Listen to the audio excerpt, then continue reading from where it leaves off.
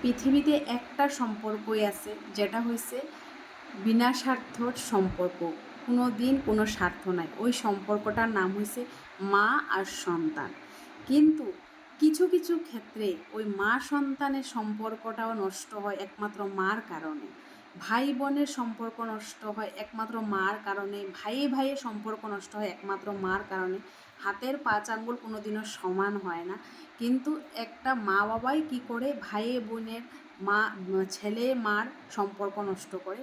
যখন একটা ছেলে নিজের পায়ে নিজে অনেকটা উঁচুতে গিয়ে দাঁড়ায়, আর একটা ছেলে বা আরও একটা মেয়ে যখন ও নিজের পায়ে নিজে দাঁড়ানোর লেগে অনেক কষ্ট করে বা দাঁড়াতে পারে না, মা দুই সন্তানদের দুই নজরে দেখে। তখন ভাই বোন বা ভাইয়ে ভাইয়ের সম্পর্ক নষ্ট হয়, যখন মা দুই ছেলে বা দুই ছেলে মেরে দুই নজরে দেখে।